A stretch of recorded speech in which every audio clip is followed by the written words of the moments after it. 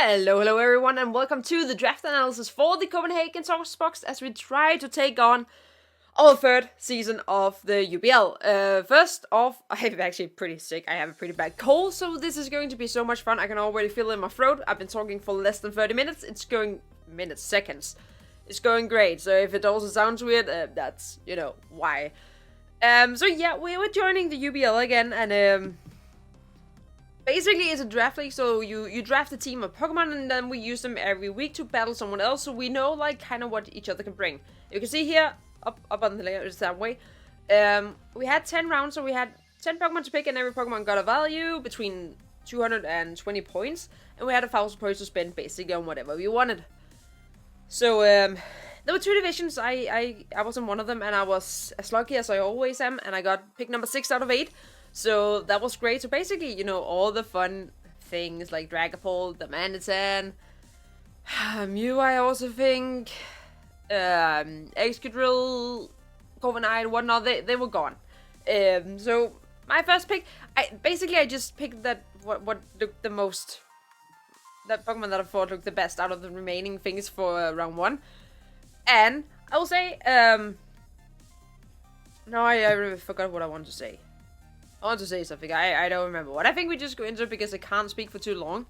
Yeah, first pick. I picked Dracovish because this thing, if it gets a double power Vicious Rend off, basically if you have the right spreads and natures and items and such, basically the only switch-ins are like Miraxis with Storm Drain, Gastrodon with Storm Drain, maybe Water Absorb, Seismitoad, and Quagsire. Like, those are basically the switch-ins.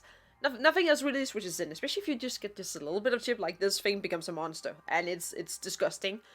And, I mean, being honest, unless you're facing one of those immunities, you're never going to need anything other than Fresh Friend. So, it's very similar in what it does, but it does it so efficiently. The biggest weakness of this thing is basically just, its speed. The speed's pretty bad, but, there are ways around it, and we will hopefully be able to fix that up throughout the draft.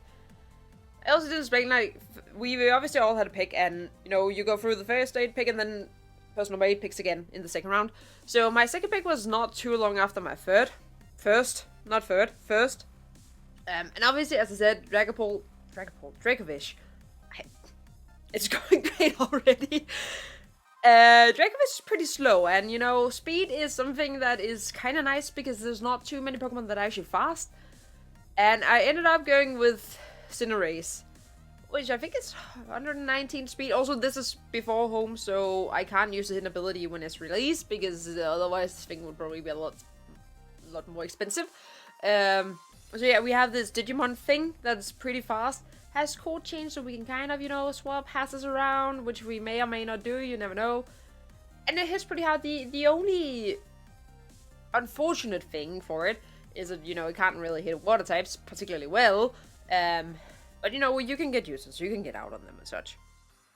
There was something else I want to say. Yes, Dynamaxing is not allowed at all for no Pokemon. No Dynamaxing, no Gigantamaxing, no nothing. It's just like the Pokemon in the form that they are in. That way, these two, they don't really take hits, and it's nice to get something that can take a hit. And if it's a good fairy type's also quite nice, and some of them were beginning to go a little bit, so. I heard a bit and I snagged Sylveon, which I have used once before, and I didn't use it particularly efficient, but maybe this time around we can change that. PTBL Season 4. 3? 4? 3? I don't know, whichever one came first. Probably 3, yeah, I think it was number 3. It also doesn't matter. It has good special attack, which first of all is super nice. Like this thing, Pixelate got nerfed between Generation 6 and 7, but it still hits pretty darn hard. Also, it got Mystical Fire now, so it doesn't need to rely on hidden power. It gets something that's even more powerful, so that's pretty convenient. Then it just does Sylveon things. Like, the only thing it basically lost is Toxic. This thing. It's literally just a Toxic because it got Mystical Fire instead of Hidden Power Fire, so it doesn't really need anything else. So that's pretty nice. And, it's very special bulky. You can also take a physical hit if necessary, which is pretty convenient. So we got that going. And going into the next pick, obviously hazard removal is not the, there's not too many good things. And they're getting snagged pretty fast, the good ones. And I also have this thing with being a little bit bad at finding dark types that I like. And I don't have a bird yet, and that's a problem. I need a bird that I can completely misplay every week. So I pick Mandibus, because this thing, it still gets toxic, first of all. It roosts, it knockoffs is one of the few things that still can knock off. And I don't know if I said toxic, but it also toxics. And it Brobats, and it defogs, that's pretty important. And it can also get momentum with U-turn. So this thing is a pretty solid pick. I've never used it. It'll be interesting to use. But the nice thing is also that obviously we got heavy duty boost now. So we don't even need to take 25% coming in on rocks, which is pretty convenient. Because really, it makes it a much better switch-in. Because this is a roost and can still heal itself. So it doesn't really need... doesn't need leftovers, basically. So that's it. Then pick number 5. I picked my favorite Pokemon, so some of you know what it is. I picked SilverBeanie, which is an interesting pick. Obviously, it lost a good chunk of its like utility moves. Like it lost a defog, it lost Toxic, which kind of a bummer. I'll admit. But on the other hand, it also got a massive boost to its multi attack. And you may not think that it makes a big difference from a Pokemon with base 95 stats, but it actually makes a big difference. Like it does so much more damage now, so it becomes a much better offensive pivot. And it still gets some support, it still gets for example Thunder Wave that it can get at, and it has a heck of a lot of coverage, which is also very nice and helps give some initiative, so we can maybe get Dracovish in. We have a good chunk of initiative. Actually, everything but Dracovish right now has initiative, since Cinderace has U-turn. Sylveon has Baton Pass. It's not allowed to pass stats. Mandibus with U-turn. Silvally with both U-turn and Panic Shot. It's pretty nice. I'd say that's pretty nice. And we get the opportunity, if necessary, to use Thunder Wave to help slow my opponents down. So Dracovish can, get some more powerful Fisher Friends off. Sounds about right. Yes. Then at this point, I begin digging a bit into the deep. We haven't been crazy spending, but all the picks have been kind of semi-expensive at this point. Nothing up below 100 points, so we've been using a good chunk. So I begin digging a little bit into the deep, and I wanted to have another remover, potentially the Mandibus. I don't want Mandibus to always be forced to run removal. And it gave me a nice fighting type, and it also gave me some priority, which is also quite nice, especially because it's pretty good against some of the bigger threats. So we picked Gerda, and a nice 40 points, because with Eviolite, this guy's pretty bulky. Its special defense is not that great, obviously. But with an Eviolite, you can still make it pretty decent. And again, as I said, this thing for some reason gets defog. I guess it waves the beam and then fog disappears. I don't know. I don't understand the logic, but it gets it and it's fine. Together with Mark Punch, which is also quite nice. And I also think this gets I'm pretty sure it still gets Drain Punch. And of course, Conkeldurr back in the day got knockoff. Gerda didn't, but now Conkeldurr doesn't either, so it's not even that much worse. So I think for the price, this is a pretty good pick for the team overall. So hopefully we can see Gerda do some work. I am using Conkeldurr in another league, and it's been pretty alright. I will admit it's not the one that's been doing the most work, but it's pretty alright still. So hopefully Gerda can do his big brother proud there. Then again, still digging in the deep, because we have 2 removers. That's quite nice. We have a lot of initiative. That's also quite nice. And we have, most of the things can hit pretty hard. But we have no hazards whatsoever. And, hazards, I'm not good at setting them, but I still think you need some at least, because you want your opponents to have to, run removal or risk getting screwed. And I didn't have a steel type, and I'll admit though, there's not a lot of steel types that I like currently in the format. So I ended up going with Steelix, because it was pretty cheap. It was pretty alright. My alternative was Copyright, and I actually think it got taken before Steelix. So I basically had no alternative, so I had to pick it. And this thing, it has a high, it has a very high defense. Alright HP, special defense is not that great. It gets dirty though, that's quite nice. And if you have a reducing barrier or something, it can still live most special, at least one special hit. And still does not a good amount of damage. So we got that going for it. Probably not gonna be an MVP, but still a pretty, it's a solid pick for 40 points, basically, is what I'm getting at. So at this point, there's one big thing with my team, and it was noticed, and I knew it throughout the whole draft. Bulky water types. Kind of annoying. kind of very annoying, because if you look at it, like, my two very, very big main hitters are Dracovish and Cinderace. They do hit water types pretty hard, not gonna lie. At least Dracovish still, but yeah, actually it does. It's actually scary. Like, you think this is switching? I'm gonna show you there's no switching. But still, I wanted a grass or electric type, and obviously Silvally can be both. I don't want it to necessarily force it into those typings. So I picked up Roserade because it was still there, and it's a ground poison types. It gets Toxic Spikes and Spikes. We got even more hazards now. It's alright bulky. Nothing crazy, like has a decent special defense. Base 90 for speed tier these days are pretty alright. Like, it's nothing crazy, but it's still pretty good. Like, it outspeeds a good chunk of the game, honestly. It has a very good special attack, so it can hit hard and it can still fizz this up. And the biggest, like, dip that Roserade has taken is the fact that it doesn't get him power, so things like Ferrothorn can 100% safely switch in on it now. That's just something we have to deal with. We know it's gonna happen, and we can do nothing about it.